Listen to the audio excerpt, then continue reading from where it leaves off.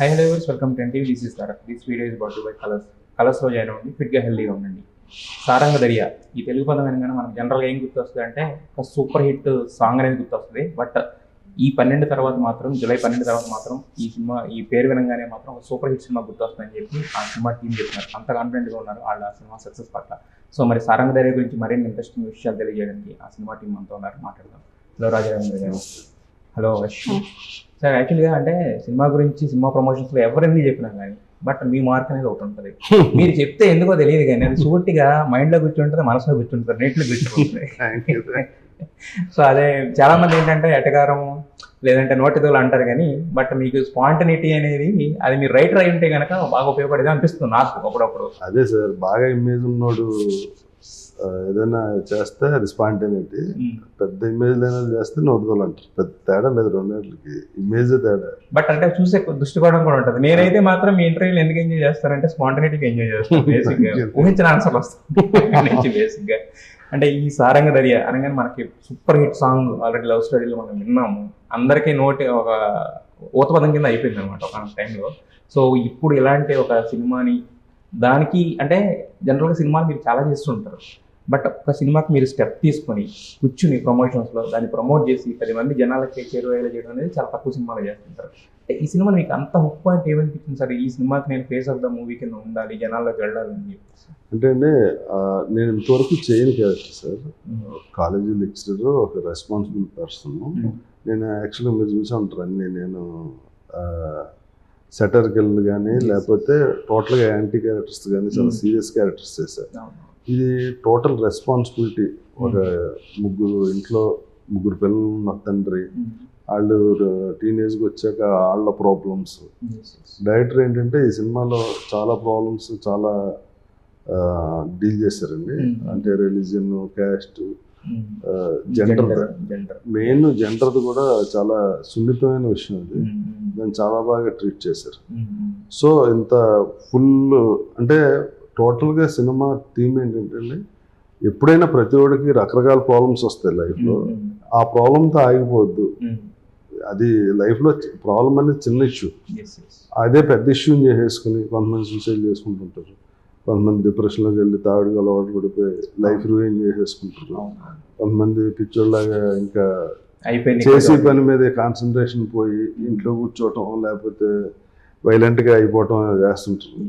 వీటికి ఒక ప్రాబ్లంకి అది కాదు సాల్వేషన్ అన్నది చాలా క్లియర్గా చెప్పారు. అట్ ద సేమ్ టైం ఇలా ముగ్గురిని హ్యాండిల్ చేయటం పేరెంట్స్కి ఎంత టఫ్ జాబ్ అన్నది నా క్యారెక్టర్లో చూపించారు.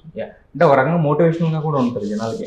అన్నట్టు అంటే ఒక ప్రాబ్లం వస్తే ఎవరైతే వాళ్ళ లైఫ్ అక్కడతో ఎండ్ చేసుకుంటున్నారో అలాంటి వాళ్ళకి కూడా ఒక మోటివేషన్ ఉంటుందండి. అట్ ద సేమ్ టైం ఏంటంటే సినిమాలో ఎంటర్టైన్మెంట్, సినిమాకి కావాల్సిన అన్ని రకాలు ఉంటాయండి.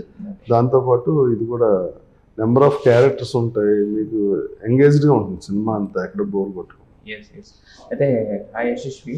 యాక్చువల్గా మీరు చెప్పడానికి ఏమో చిక్కమంగళూరు కన్నడ అంటున్నారు, వాడు తెలుగు చాలా బాగా మాట్లాడుతున్నారు. అంటే ఈ సినిమాకి వచ్చేసరికి ఏంటంటే మీరు ఒక డిఫరెంట్ క్యారెక్టర్ అంటే చెప్పారు, ట్రాన్స్జెండర్ క్యారెక్టర్. అదేంటంటే సార్ చెప్పినట్టు దాన్ని సున్నితంగా డీల్ చేయాలి. ఎక్కడన్నా ఒక మాట ధరలున్నా, ఒక చిన్న ఎక్స్ప్రెషన్ తేడాల్సినా కూడా వేరే వేరేగా పోతుంది. మొత్తం టోటల్గా కంటెంటే టోటల్గా పక్కకి వెళ్ళిపోద్ది. అది చాలా ఛాలెంజింగ్. ట్రాన్స్జెండర్ క్యారెక్టర్ చేయడం అనేది ఒకటి, బట్ బీయింగ్ ఏ గర్ల్ కింద ఉండి ట్రాన్స్జెండర్ క్యారెక్టర్ చేయాలంటే దానికి డైరెక్టర్ ఎన్ని చెప్పినా కూడా మీకంటూ ఒక చిన్న సెల్ఫ్ రీసెర్చ్ అనేది ఇంపార్టెంట్ అవుతుంది కదా. సో మరి ఈ క్యారెక్టర్లో మీరు ఫేస్ చేసిన ఛాలెంజెస్ ఏంటి? డైరెక్టర్ చెప్పిందని మీరు ఎంతవరకు దాన్ని? పైగా ఫస్ట్ టైం చాలా నాకు ఇన్నేళ్ళ తర్వాత వచ్చింది ఫస్ట్ సినిమాకి ఛాలెంజింగ్. సో డైరెక్టర్ గారు లైక్ కంప్లీట్లీ అనుపమ రోల్ మాత్రం నువ్వు చేస్తున్నావు అని నాకు చాలా క్లారిటీగా చెప్పారు. He knows what he wants.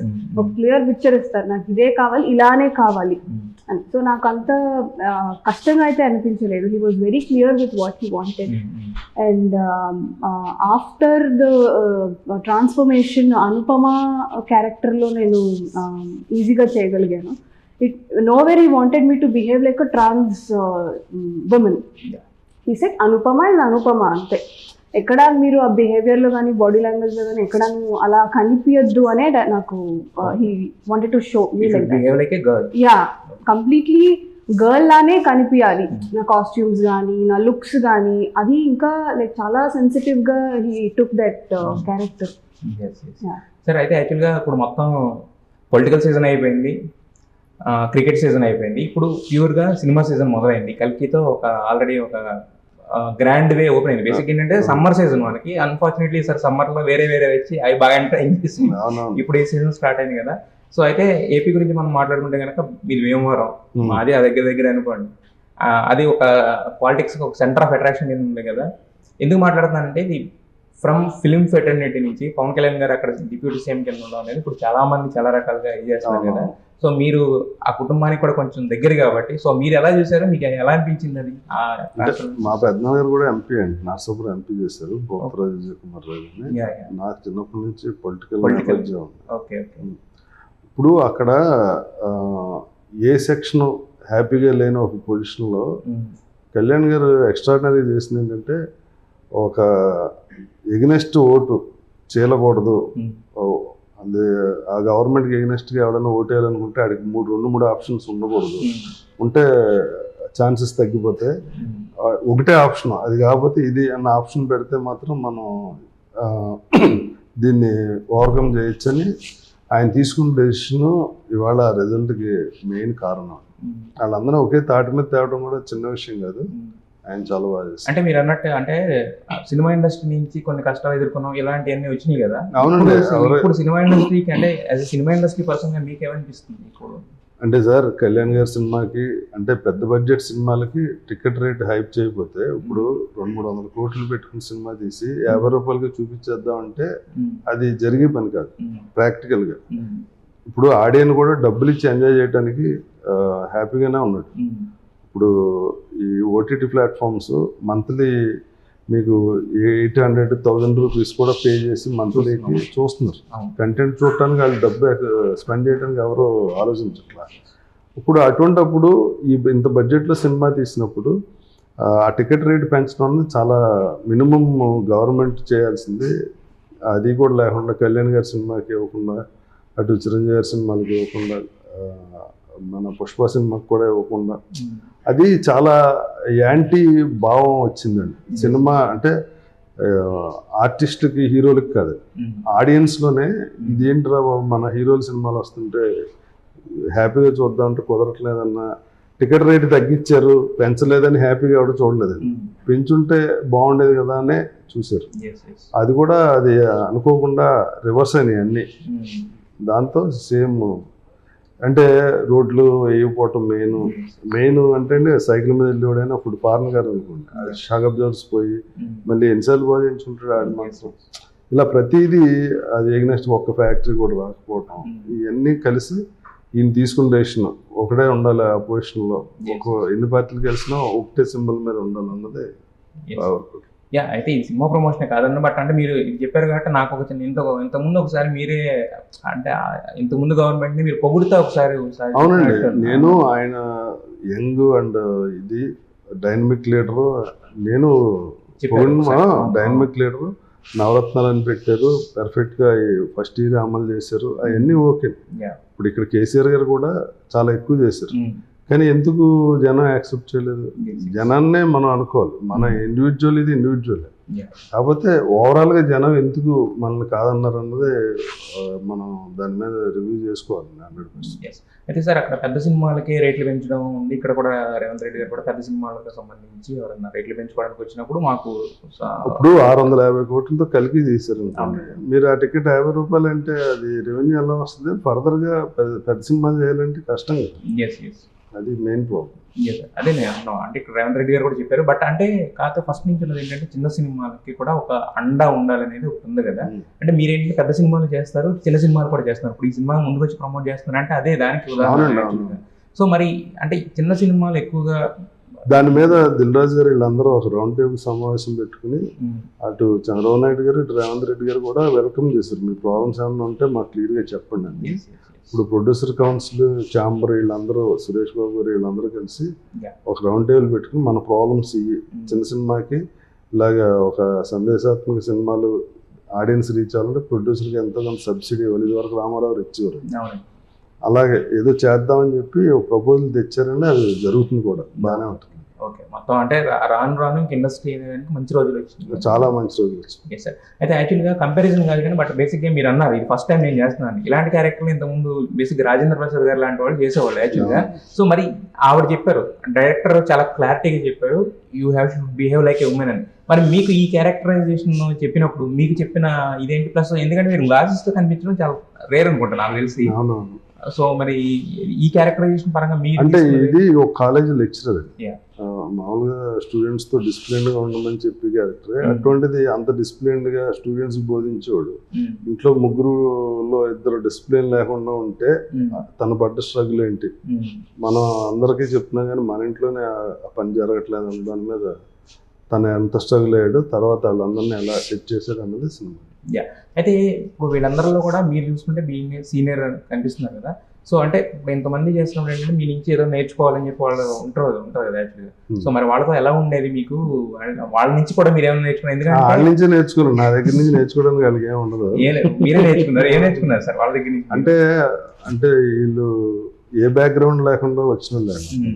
So వాళ్ళు ఏంటంటే స్ట్రగుల్ ఫర్ ఎగ్జిస్టెన్స్ లాగా ఏదైనా సీన్ ఇస్తే ఇంకా ప్రాణం పెట్టేస్తారు అనమాట.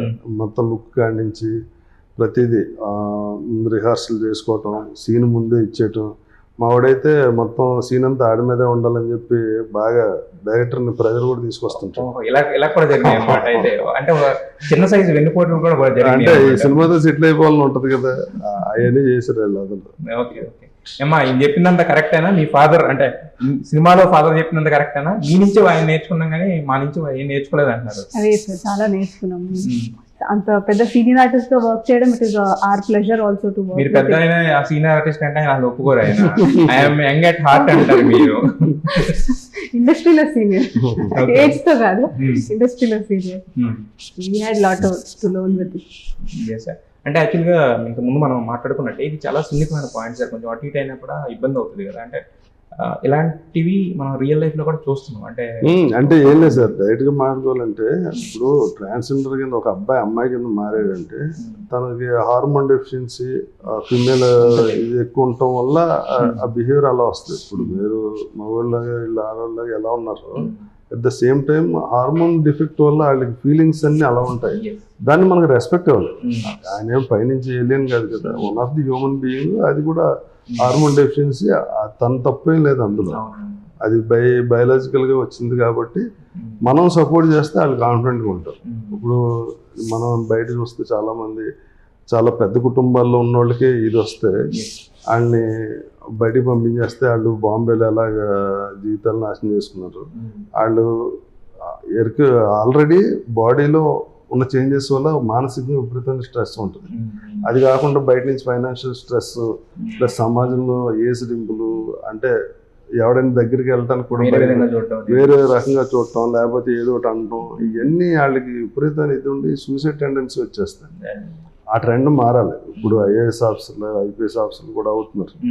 బస్ డ్రైవర్లుగా వాళ్ళు పని చేసుకోవడానికి కూడా ఆఫీసెస్లో, ఐటీ కంపెనీలో కూడా నేను చూసాను. వాళ్ళే వర్త్ ఎక్స్ట్రాడినరీ ఉంటుంది.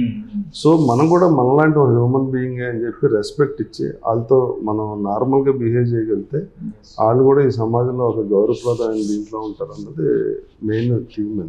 అంటే ఒకప్పుడు బేసిక్ ఏంటంటే women is not an example, అంటే ఆడవాళ్ళు తక్కువ కాదు అనేది ఉండేది. బట్ ఇప్పుడు ఏంటంటే ఇక్కడ దీంట్లో టచ్ చేస్తున్న పాయింట్ వాళ్ళు కూడా తక్కువ కాదు. వాళ్ళు మనకన్నా గ్రేట్ అండి. ఎందుకంటే ఫిజికల్ ఛాలెంజెస్ అండ్ బయట challenges plus original life challenge కూడా తీసుకుని 3 ఛాలెంజెస్ మీరు బతకాల్సి ఉంటుంది. సరే, అయితే యాక్చువల్గా మీకున్న ఈ సుదీర్ఘమైన అనుభవంలో బేసిక్ మాకు అనిపిస్తుంది యాక్చువల్గా రాజారాజేంద్ర గారికి యాక్టింగ్ పొటెన్షియల్ అంటే నెక్స్ట్ లెవెల్లో ఉంటుంది బేసిక్గా. బట్ అంటే మీరు మీ జర్నీ అంతా కానీ ఒక వెరైటీగా ఉంటుంది సార్. అంటే ఒక పెద్ద సినిమా చేస్తారు, ఒక చిన్న సినిమా చేస్తారు, అంటే ఒక ఇప్పుడు అంటే మీరు కన్సిస్టెంట్గా ఉండదు. దట్టు ఏంటంటే ఇప్పుడు పాన్ ఇండియా సినిమాలు ఇన్ని వస్తున్నాయి కదా సార్. అంటే అది చిన్న సినిమాలు చేయడం వలన ఆ లీగ్లోకి వెళ్ళలేకపోవడం, లేదంటే ఎలా అంటారు ఏంటి? మనకు కావాల్సిన మనకి వచ్చేటట్టు మనకు వస్తుందండి. అంటే యాక్చువల్గా నాకు సర్కిల్ బాగా ఎక్కువ ఉంటుంది, అంటే బాగా ఎక్కువ క్లోజ్ ఉంటుంది. ఇప్పుడు మీరు నాకు బాగా ఎక్కువ క్లోజ్ అనుకోండి, మీ మీద ఐడియా రాదు, ఈ క్యారెక్టర్కి ఇవ్వచ్చు అన్న ఇది ఉండదు. ఎవరైతే బయటికి రాకుండా ఇంట్లో ఎవరికి కనిపించుకున్నా అంటే ఓ వీడికి ఇమేజ్ ఎక్కువ, వీడు రేపు పొద్దున్న లేకపోతే మన ఆశ్రమం ఉంటాడు కదా అన్నది ఆ డిఫరెన్స్ ఇండస్ట్రీలో చాలా ఎక్కువ ఉంటుంది. ఓకే. దానివల్ల కూడా ఇది అవుద్ది. ప్లస్ నేను కూడా అండి ఏ క్యాటరింగ్ చూడను, ఎవరిని అడిగితే నో చెప్పడం ఇష్టం ఉండదు, చేసేస్తుంటాను. ఇప్పుడు కొత్తగా ఇంట్లో మనకి ఇమేజ్ వచ్చేదన్న ఒక ఇదిలో ఉంటుంది. నేను ఇంతమంది డేట్స్ చూస్తుంటాను, వాళ్ళ కెరీర్ గురించి ఆలోచిస్తే కానీ నా కెరీర్ గురించి డే 1 నుంచి సీరియస్ గా తీసుకోలేదు ఇప్పుడు. అది కూడా one of the reason.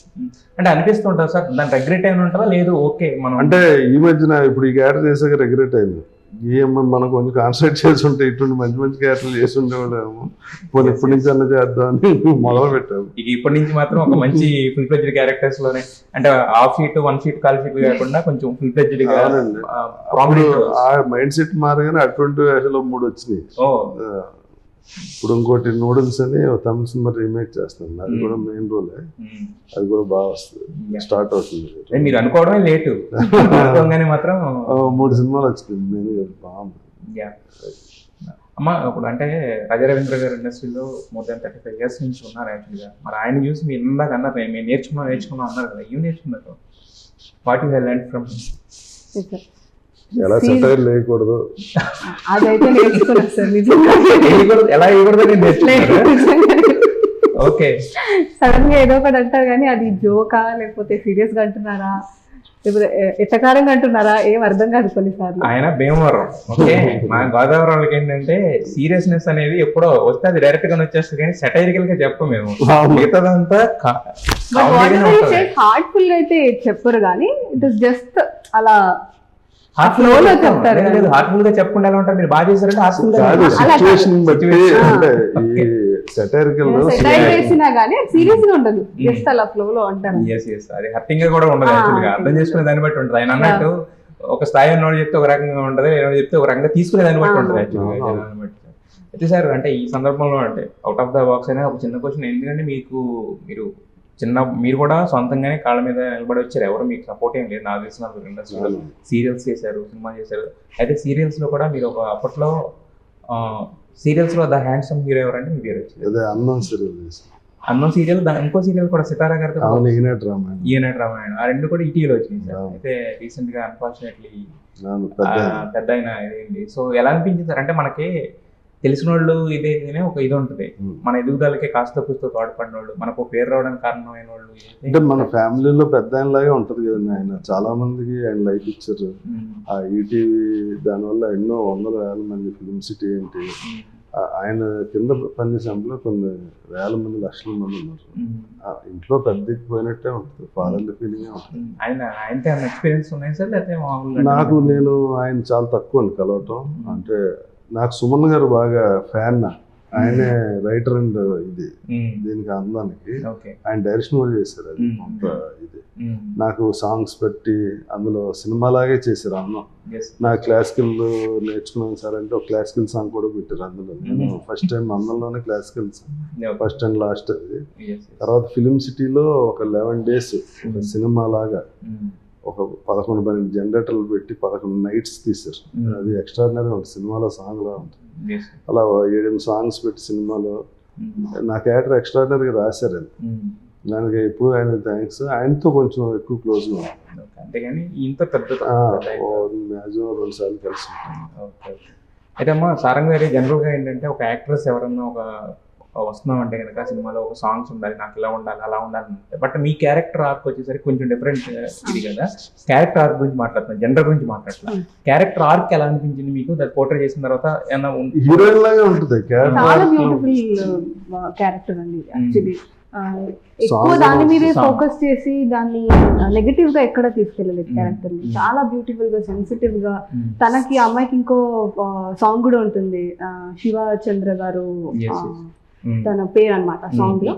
So అతను వెంటబడుతుంటాడు. సో ఆ సాంగ్ కూడా చాలా బాగుంది, లైక్ మలయాళం సాంగ్ ఫీల్స్ తీసుకొస్తుంది ఆ సాంగ్. చాలా బ్యూటిఫుల్ సాంగ్. అయితే యాక్చువల్గా ఇంతకుముందు మనం మాట్లాడుకున్నట్టంటే తెలుగులో సినిమాలు మారుతున్నాయి సార్. రోజు ప్రేక్షకుల దృష్టికోణం ఎలా అయితే మారుతుందో కొత్త కొత్త డైరెక్టర్స్ అందరూ కూడా బ్యూటిఫుల్ ఐడియాస్తో వస్తున్నారు. సో మీలాంటి యాక్టర్స్ అందరూ కూడా వాటికి పుషప్ ఇచ్చినప్పుడు ఏంటంటే ఇలా లైవ్గా చాలా మంచి. అయితే సారంగ్ దర్యా అనేది ఎప్పటి నుంచో వింటున్నాం, పేరు వస్తుంది కానీ బట్ ఈ 12న వస్తుంది కాబట్టి ప్రేక్షకుల ముందుకు. సో మీరు చెప్పినట్టుగానే ఒక డిఫరెంట్ అటెంప్ట్, ఒక మంచి అటెంప్ట్, హానెస్ట్ అటెంప్ట్. ఇది పెద్ద హిట్ అవ్వాలని చెప్పి అందరికీ రీచ్ అవ్వాలని చెప్పి ఎవరైతే ఇప్పుడు ఇంతకుముందు మనం మాట్లాడుకున్నాం సూసైడల్ టెండెన్సీ ఇవన్నీ వాళ్ళు దాని నుంచి బయటపడే ఒక మంచి సినిమాగా వాళ్ళకి 100% అవుతుంది. yes sir. ఇంకా ఈ సినిమా గురించి ఆడియన్స్ కన్నా చెప్పాలంటే కనుక ఏం చెప్తారు, ఎందుకు చూడాలి అని ఆడియన్స్కి? అంటే మీకు టోటల్గా ఇప్పుడు సినిమా అంటే మనం ఏదో నేర్చుకోవడానికి ఎవరు వెళ్ళరు. వాళ్ళు ఆ 2 hours వాళ్ళకి ఎంగేజ్డ్గా ఉండాలి. అట్ ద సేమ్ టైం ఫ్యామిలీతో వెళ్ళినప్పుడు చిన్న ఎంటర్టైన్మెంట్. ఈ సినిమాలో అవన్నీ ఉన్నాయి. హ్యాపీగా థియేటర్కి వెళ్ళి మీరు ఎక్స్పెక్ట్ చేసిన దానికన్నా కొంచెం ఎక్కువ బాగుంటుంది. మీరేం చెప్పాలనుకుంటున్నారు ఆడియన్స్? యూత్ చాలా అట్రాక్ట్ అయ్యే ఒక సినిమా అండి. యూత్ ఆబ్వియస్లీ ఏం చేయాలి, ఏం చేయొద్దు, ఏ ఏజ్ లో ఎలా ఉండాలి ఏంటి. So when there is someone like father in the family to control, ఈ సినిమాలో అది చూస్తారనమాట. He will lead everyone. ఎవరికి ఏం ప్రాబ్లం వచ్చినా దాన్ని ఎలా సాల్వ్ చేయాలి, ఎలా లీడ్ చేయాలి ఆ ఫ్యామిలీని. Everything is. ఎందుకంటే నేను చెప్పినట్టుగానే సాంగ్ ఎలా అయితే సారంగధరి అనే సాంగ్ మారుమోగిందో, నెక్స్ట్ July 12th నుంచి కూడా సారంగధరి అనే సినిమా పేరు అలా మారుమోగాలని మనస్ఫూర్తి. Wish all the best to the entire team. మీ చేతిలోనే ఉంది, మీరు కొంచెం పబ్లిసిటీ. డెఫినెట్లీ సార్, డెఫినెట్గా మంచి సినిమాలను ఎప్పుడు మేము ప్రమోట్ చేస్తాం, ప్రేక్షకులు కూడా హక్కుని చేర్చుకుంటారు. ఈ సారంగధరి ఆ కోవ చేయాలని మనస్ఫూర్తి కోరుకుంటున్నాను. Thank you.